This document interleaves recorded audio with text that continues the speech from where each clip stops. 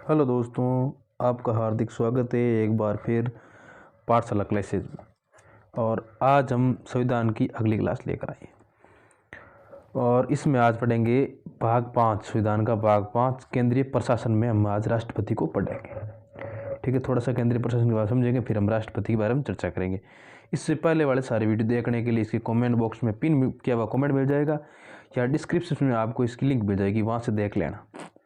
Thank you so much दोस्तों, video देखना और स्किप मत करना, पूरा देखना, सपोर्ट बनाए रखना। थैंक यू सो मच दोस्तों। और आपकी एग्ज़ाम के लिए ये क्लास बेहतर साबित होगी, मैं ऐसी कल्पना करता हूँ। थैंक यू सो मच दोस्तों। तो अब आज हम संविधान का भाग 5 केंद्रीय प्रशासन से शुरू करेंगे। ठीक है,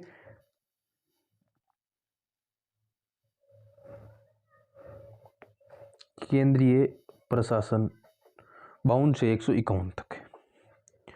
ठीक है, इसमें केंद्रीय प्रशासन है वो उसे कहते हैं हम कार्यपालिका। कानून का क्रियान्वयन करना इसका कार्यपालिका काम है। वास्तु कार्यपालिका और नाममात्रिक कार्यपालिका, दो प्रकार की कार्यपालिका होती है। केंद्रीय प्रशासन में दो प्रकार की कार्यपालिकाएं हैं। दो प्रकार की कार्यपालिका में एक वास्तविक है जिसे कहते हैं अनौपचारिक, और नाम मात्र है जो है औपचारिक। अब आप समझ रहे होंगे, वास्तविक है उसमें तो प्रधानमंत्री होता है, भूमिका सेनाध्यक्ष की शासनाध्यक्ष निभाता है, और प्रधानमंत्री होता है वो प्रधान होता है वास्तविक कार्यपालिका का, वो भूमिका शासनाध्यक्ष निभाता है। उसके बाद नाम मात्रिक है वो औपचारिक होती है, उसका प्रधान होता है राष्ट्रपति होता है, वो भूमिका राष्ट्र अध्यक्ष की निभाता है। संवैधानिक प्रधान अगर माने तो मानते हैं राष्ट्रपति को। तीनों सेनाओं का प्रधान सेनापति भी राष्ट्रपति होता है। ठीक है, उसके बाद मतलब सरकार के 3 अंग है। सरकार के 3 अंग होते हैं, विधायिका या व्यवस्थापिका कानून का निर्माण करना, कार्यपालिका कानून का क्रियान्वयन करना, और न्यायपालिका कानूनों की व्याख्या करना। राष्ट्रपति भाग 5 में जो अनुच्छेद 52 से 62 तक है। ठीक है, अब आता है राष्ट्रपति भाग 5 में अनुच्छेद 52 से 62 तक, ये हमने बात कर ली थी। ठीक है, उसके बाद में आता है आपका आर्टिकल 52, भारत का एक राष्ट्रपति होगा। आर्टिकल 52 कहता है कि भारत का एक राष्ट्रपति होगा। आर्टिकल 53 कहता है संघ की कार्यपालिका संबंधी शक्तियां राष्ट्रपति को निहित है। संघ के कार्यपालिका की जितनी भी संबंधित शक्तियां हैं वो सब राष्ट्रपति को निहित, राष्ट्रपति के पास है। राष्ट्रपति का चुनाव है वो आर्टिकल 54 में है। निर्वाचन मंडल द्वारा चुनाव होता है। संसद के दोनों सदनों के निर्वाचित सदस्य प्लस भारत संघ, दिल्ली और पांडिचेरी, राज्यों के निर्वाचित विधानसभा, पांडिचेरी ये भी नहीं है शायद, अलग है, हाँ पांडिचेरी है। संसद के दोनों सदनों को निर्वाचित सदस्य भारत संघ या दिल्ली और पांडिचेरी, और राज्यों के निर्वाचित विधानसभा सदस्य भाग लेते हैं। इसमें निर्वाचन में कौन कौन लेता है? दोनों सदनों के निर्वाचित सदस्य, विधानसभा और राज्यसभा, लोकसभा और राज्यसभा दोनों के निर्वाचित सदस्य प्लस राज्यों के निर्वाचित विधानसभा के सदस्य प्लस भारत संघ या दिल्ली और पांडिचेरी और दिल्ली के विधानसभा के निर्वाचित सदस्य भाग लेते हैं। राष्ट्रपति की निर्वाचन पद्धति ये है आपकी निर्वाचन पद्धति। अनुपातिक प्रतिनिधित्व की एकल संक्रमण पद्धति है। संक्रमणीय मत प्रणाली मतलब यह होता है कि जैसे एक विधानसभा के अलग अलग होता है, वो आपको अगले वीडियो में बताऊंगा या आगे बताऊंगा मैं ये कैसे होता है। जैसे एक विधायी के वोट का कितने मत होता है ऐसा होता है, तो मल्टीपल करना पड़ता है, मैं आगे बताऊंगा आपको। राष्ट्रपति का कार्यकाल 6 साल का होता है। ठीक है, भारत का राष्ट्रपति पुनर्निर्वाचन होने का पात्र होगा। भारत का राष्ट्रपति पुनर्निर्वाचन हो सकता है, यह आर्टिकल 57 में कहा गया है, और 56 में है इसके कार्यकाल 6 वर्ष का। योग्यता है 58 के अंदर, आर्टिकल 58 के अंदर न्यूनतम आयु 35 वर्ष, लोकसभा में चुने जाने योग्यता रखता हो। ठीक है, उसके बाद आता है राष्ट्रपति पद की शर्तें, वो आती है 59 में। किसी लाभ के पद पर नहीं हो, संसद या राज्य विधानमंडल के सदस्य नहीं होने चाहिए, कोई लाभ का पद नहीं होना चाहिए, संसद या विधानसभा मंडल में सदस्य नहीं, एमएलए एमपी कुछ नहीं होना चाहिए। ठीक है, इसकी शपथ है जो है आपकी 60 में, सर्वोच्च न्यायालय के मुख्य न्यायाधीशों के समक्ष शपथ। अब अगर बात की जाए राष्ट्रपति की शपथ की, तो उनकी शपथ सर्वोच्च न्यायालय के मुख्य न्यायाधीश के समक्ष ली जाती है। 61 है महाभियोग। ठीक है, संसद के किसी भी सदन में लाया जा सकता है। महाभियोग लगाने से 14 दिन पूर्व राष्ट्रपति को नोटिस देना चाहिए तथा यह नोटिस सदन के 1/4 1/4 सदस्यों द्वारा हस्तांतरित होना चाहिए। अगर कोई महाभियोग ला रहे हो तो महाभियोग से पहले समझ रहे हो मेरी बात, महाभियोग से लगाने से 14 दिन पूर्व राष्ट्रपति को नोटिस देना चाहिए कि भाई हम ये काम कर रहे हैं, और वो भी 1/4 1/4 सदस्यों के हस्ताक्षर के साथ होना चाहिए। इस स्थिति में जिस सदन में आरोप लगाया जाता है उस सदन के कुल सदस्य संख्या के 2/3 बहुमत के बराबर संकल्प पारित करना चाहिए। अगले दिन सदन के लिए भेजा जाता है जिससे इन आरोपों की जांच हो सके। ठीक है, एक मिनट, सॉरी। कार्यकाल, आर्टिकल 12 कहता है कार्यकाल समाप्ति से पूर्व राष्ट्रपति का निर्वाचन होना आवश्यक है। कार्यकाल समाप्ति से पूर्व राष्ट्रपति का निर्वाचन होना आवश्यक है। आकस्मिक रिक्तियों में 6 माह के अंदर चुनाव होना जरूरी है। अगर राष्ट्रपति चाहता है कि वो त्याग पत्र दे दो और उपराष्ट्रपति को देगा। इसका वेतन होता है 5 लाख रुपए। भारत की संचित निधि से इसे वेतन दिया जाता है। राष्ट्रपति की शक्तियां, कार्यपालिका संबंधी शक्तियां, नियुक्ति, पीएम की सलाह पर मंत्रियों की नियुक्ति, लेकिन विभागों का बंटवारा पीएम करेगा। महान्यायवादी की नियुक्ति, ठीक है। नियंत्रण महालेखा प्रशिक्षण सीएजी के की नियुक्ति, संघ शासित प्रदेशों में राज्यपाल उपराज्यपाल प्रशासकों की नियुक्ति राष्ट्रपति करेगा। विदेशों को राजदूतों की नियुक्ति उच्चायुक्त की नियुक्ति करेगा। मनोनयन किसी किसी करेगा, ये नियुक्तियां होगी मनोनयन। राज्यसभा के 12 सदस्यों को मनोनयन करेगा राष्ट्रपति। ये व्यवस्था आयरलैंड से ली गई है, मनोनयन करने की। आर्टिकल 331 में आंग्ल भारतीय समुदाय के 2 सदस्यों को मनोनयन लोकसभा में करेगा। ठीक है, लेकिन इसे 331 को 104 बार संविधान संशोधन में हटा दिया गया। मतलब कहने का मतलब सीधा ये है कि अभी वर्तमान स्थिति में भारत में आंग्ल भारतीय समुदाय के सदस्यों की नियुक्ति नहीं होती है या मनोनयन नहीं करते हैं। नियुक्त हो सकते हैं लेकिन मनोनयन नहीं करते। ठीक है, अध्यादेश जारी करने की शक्ति, आर्टिकल 123 के तहत राष्ट्रपति अध्यादेश जारी कर सकता है जब संसद का कोई सत्र नहीं चल रहा हो, तब अध्यादेश जारी कर सकता है राष्ट्रपति। ये आर्टिकल 123 के तहत करता है। कितना? 123 के तहत राष्ट्रपति अध्यादेश जारी कर सकता है। अध्यादेश जारी कब करता है? जब संसद का कोई सत्र नहीं चलता हो। अध्यादेश जारी करने के 6 माह भीतर संसद का सत्र होना चाहिए। अध्यादेश जारी कर दिया, उसके बाद में 6 महीने के भीतर संसद का सत्र बुलाना चाहिए, होना आवश्यक है। ठीक है, अध्यादेश की वैधता जब शुरू होता है उसे 6 सप्ताह या 42 दिन होती है। सर्वाधिक अध्यादेश जारी करने वाला राष्ट्रपति है फखरुद्दीन अली अहमद। ठीक है, राष्ट्रपति की विधायी शक्तियां, राष्ट्रपति संसद का अभिन्न अंग है, अतः वह संसद सत्र का आह्वान कर सकता है। राष्ट्रपति संसद में लंबित विधेयक के विरुद्ध संदेश भेज सकता है, आर्टिकल 86 के तहत। राष्ट्रपति संसद का अभिन्न अंग है, अतः वह संसद सत्र का आह्वान कर सकता है। राष्ट्रपति संसद से लंबित विधेयक के विरुद्ध संदेश भेज सकता है, आर्टिकल 86 के तहत। आर्टिकल 87 कहता है कि विशेष अभिभाषण, और नव निर्वाचित सदन की प्रथम बैठक में विशेष अभिभाषण कौन करेगा? राष्ट्रपति करेगा।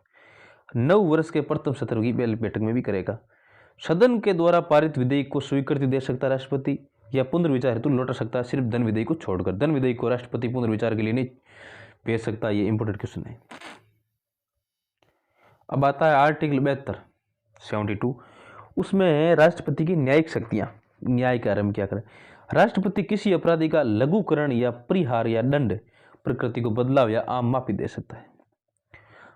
मतलब यह है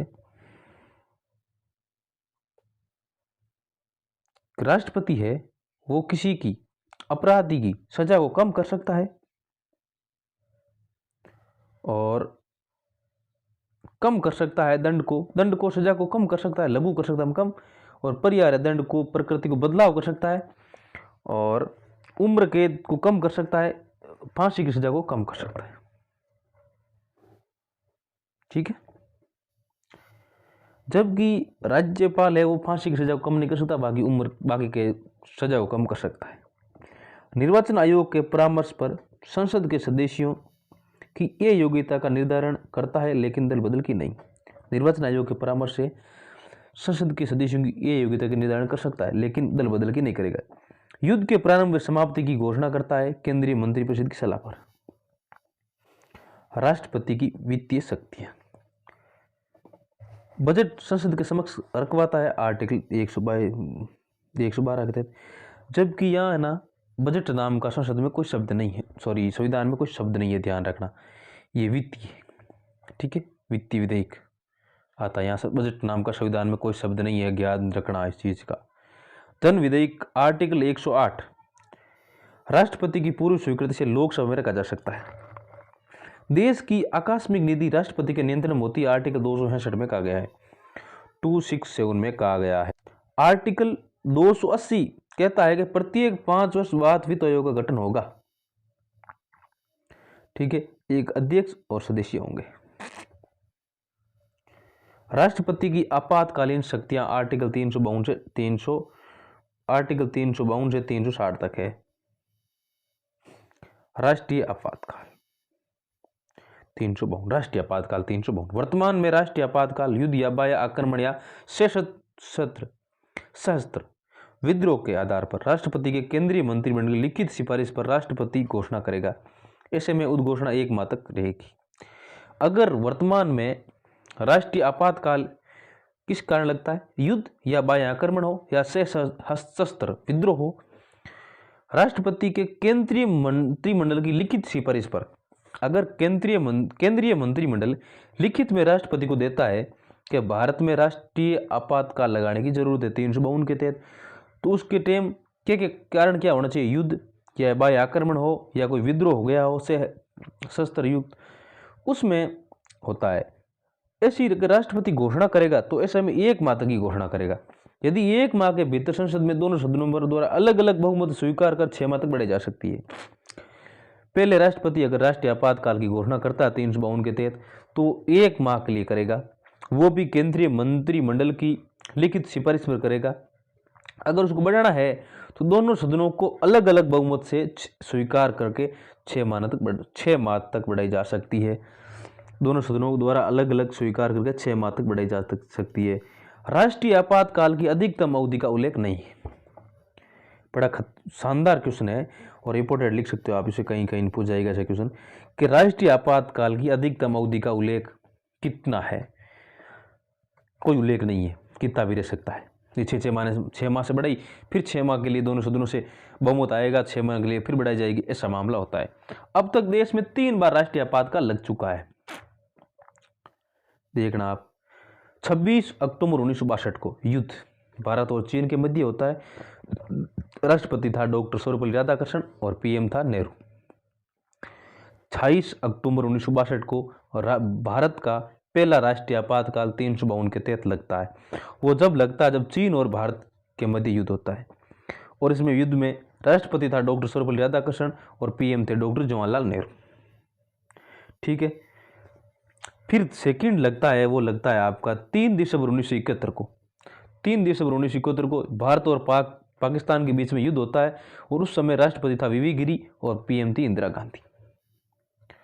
फिर तीसरा राष्ट्रीय आपातकाल 352 के तहत लगता है 25 जून 1975 को। आंतरिक अशांति के कारण लगता है, राष्ट्रपति था फखरुद्दीन अली अहमद। उसके बाद में आता राष्ट्रपति शासन 356 के तहत।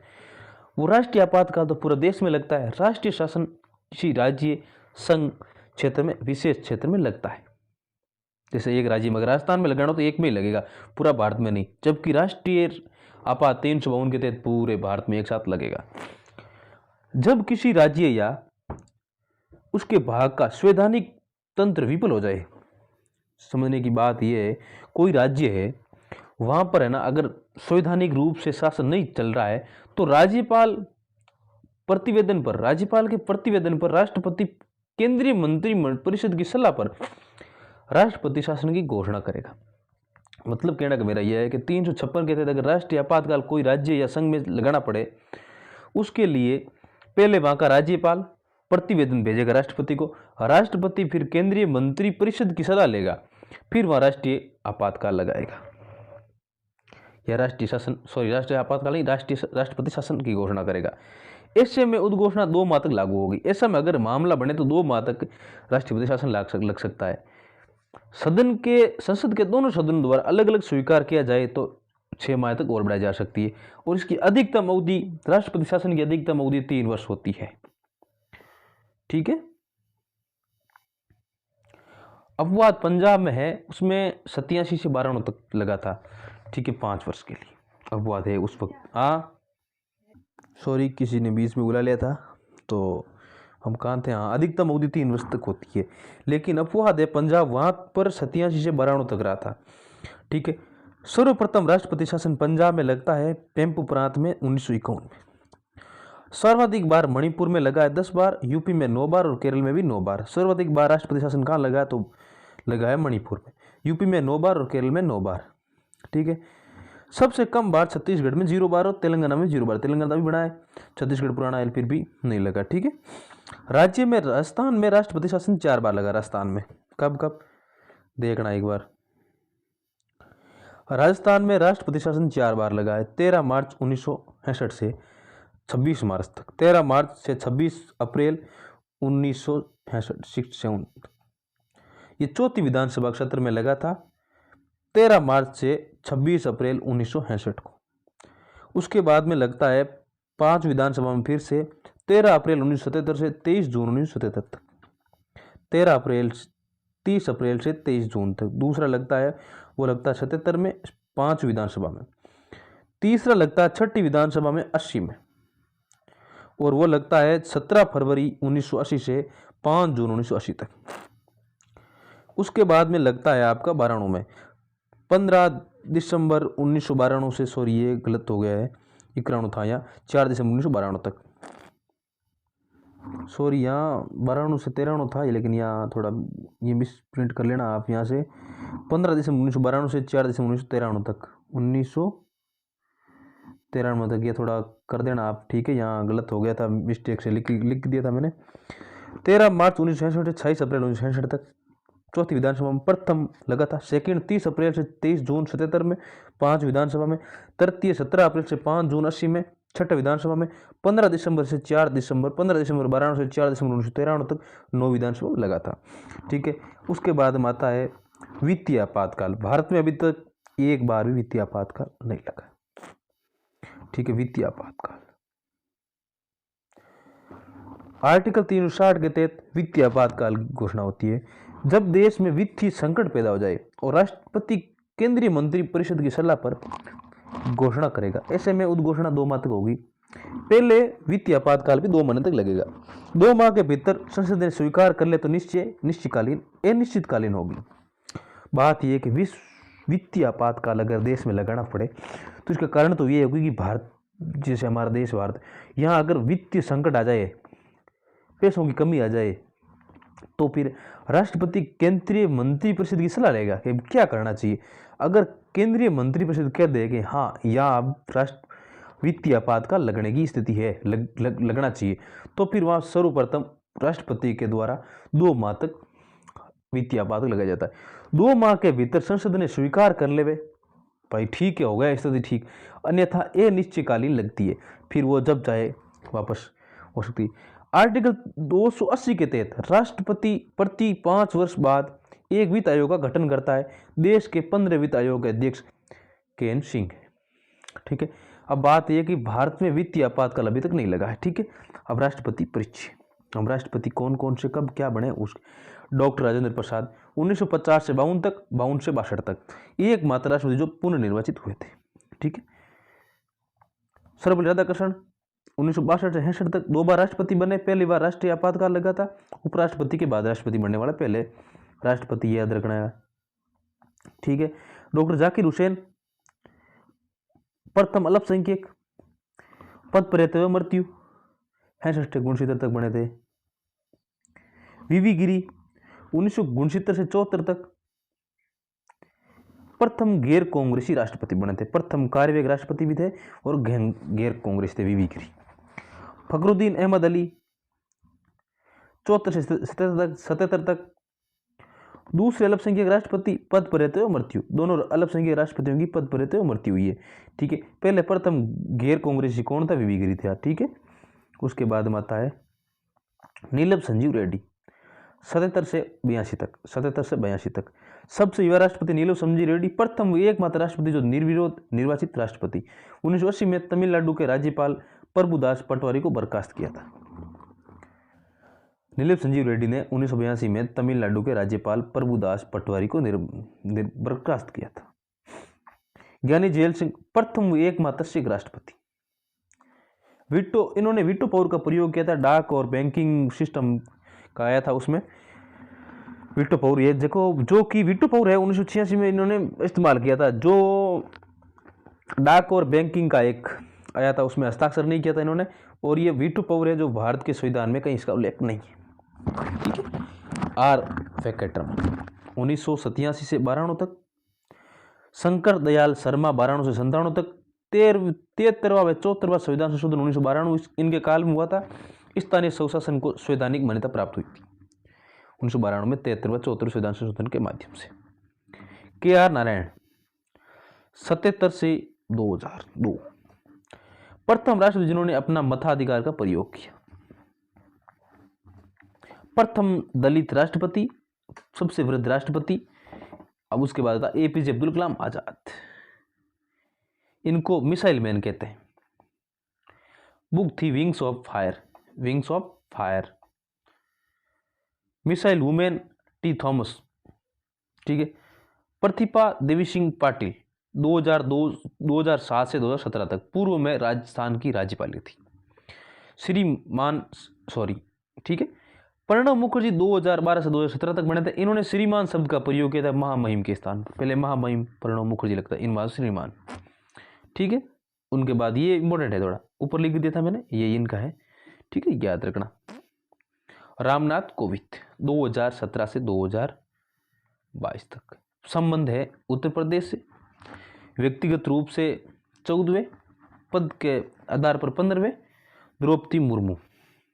संबंध उड़ीसा से 2022 से बनी थी, अभी आगे चलेगी। देश की दूसरी महिला राष्ट्रपति, पहली आदिवासी राष्ट्रपति। पूर्व में एचपी हिमाचल प्रदेश की राज्यपाल रही है। 26 जुलाई 2022 को न्यायमूर्ति वीएन रमन्ना ने शपथ दिलाई थी, के समक्ष शपथ ली थी। ठीक है, 26 जुलाई 2022 को एनवी रमन्ना न्यायमूर्ति भारत के सुप्रीम कोर्ट के, उनके समक्ष शपथ ली थी। ठीक है, अब उनके बाद में आता है वे राष्ट्रपति जिन्हें भारत रत्न मिला है। डॉक्टर राजेंद्र प्रसाद, सर्वपल्ली राधाकृष्णन, डॉक्टर जाकिर हुसैन, वीवी गिरी, एपीजे अब्दुल कलाम आजाद। ठीक है, और प्रणब मुखर्जी। ठीक है, एक मिनट फिर से देख लेते हैं। वे राष्ट्रपति जिन्हें भारत रत्न मिला था, ये वे है राजेंद्र प्रसाद, सर्वपल्ली राधाकृष्णन, जाकिर हुसैन, वीवी गिरी, अब एपीजे अब्दुल कलाम आजाद, प्रणब मुखर्जी। अगर आपको वीडियो अच्छा लगे लाइक शेयर कमेंट करना। थैंक यू सो मच दोस्तों। सब्सक्राइब जरूर करना, सपोर्ट बनाए रखना दोस्तों। थैंक यू सो मच दोस्तों। आगे वीडियो कंटिन्यू आते रहेंगे आपके लिए। मैं आशा करता हूँ कि ये वीडियो आपके लिए बेहतर साबित हो और आपकी परीक्षा दृष्टि में बहुत ही शानदार साबित होगा। थैंक यू सो मच दोस्तों।